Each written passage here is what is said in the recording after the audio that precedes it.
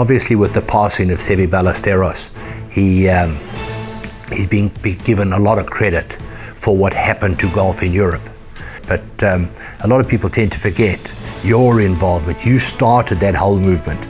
And of course, you were the person that got Seve back into the Ryder Cup.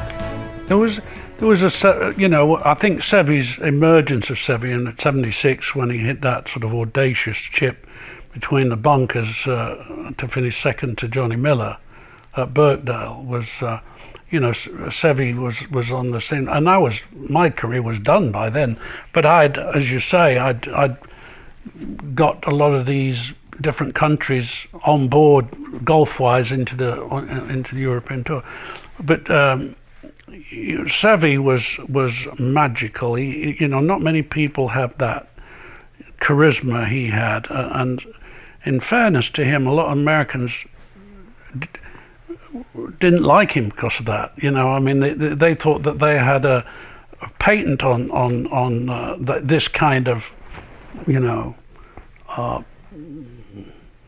Arnold and the like, and all the American movie stars, because America marketed themselves so incredibly through Hollywood as well. As we all know, the John Wayne and the whole thing, and they were larger than life. A lot of these people, and inevitably on that basis, you were in awe of meeting them because you thought they were supernatural, superhuman. But you got around Seve, and you soon found that he was that exactly. He was superhuman. There's nothing he didn't think he could do. He was an extraordinary talent, and you would have loved to have been a fly on the wall after I accepted the captain's role in '83 at the Prince of Wales Hotel in Southport, where I had breakfast with him.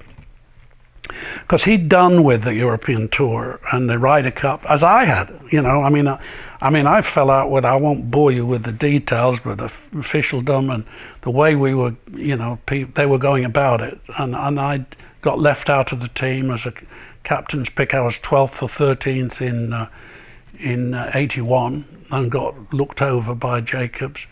And I thought, well, after all that, I was teed off. And then when they approached me about being captain, I felt I recognized all the things that needed to be addressed to level the playing field before we went in there. And it was an opportunity so I started with my demands, I'll do it, I want this, I want Concord, I want Kashmir or whatever. And they kept saying yes, and I said yes. And then I went to Lord Derby, who was the president of PGA, and said, what about Seve? He said, well, you've accepted the captain's job, is your problem. So, but, I knew Seve, the only problem with Seve was if he didn't play. So we went and talked, and he vented for about half an hour and told me what a shower all this lot were, and how they didn't appreciate where he was coming from, and so on and so forth. And I said, I know all that. I agree with you, but we have an opportunity here to do something extraordinary. I said, your PR in the UK is in the toilet, for a start. I said, you need to turn that around. I said, if we can go into a Ryder Cup and get some of these other guys G'd up, and I'm going to do everything I can on the outside to make it a level playing field. I told him that. I said, we'll be going on Concord, we're going to have the best of everything.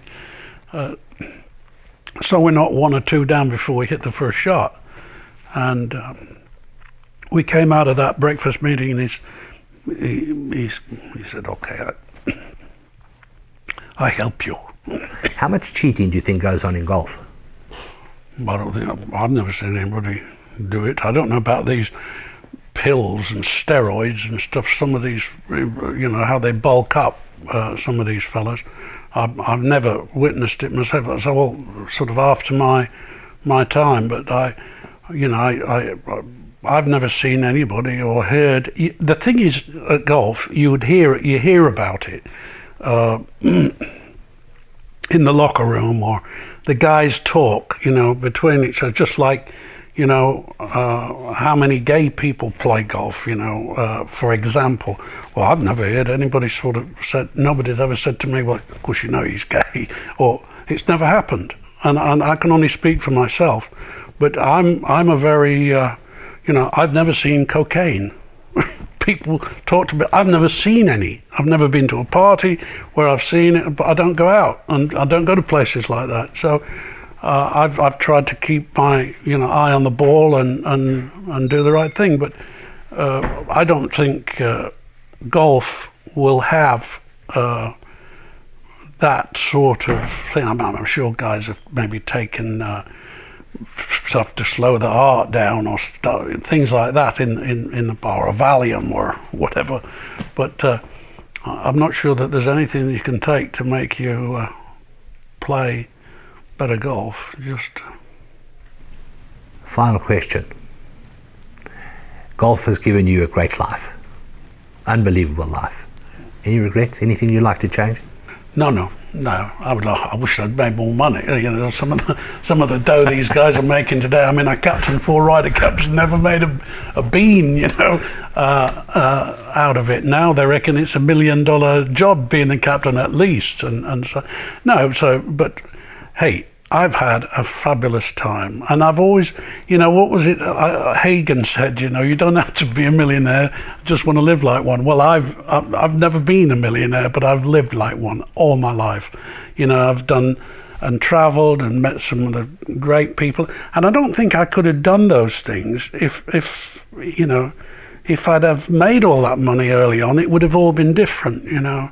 But somehow I managed to stay in all the best places, and Bentleys and Rolls Royces through. Had some wonderful houses too, but I think more than anything else, the people that I've met and played with, and presidents and kings and princes, you know, that was the greatest thing, being CEOs of massive corporations, that all from golf. And it's been a wonderful journey, and we're still on it. It's not over yet.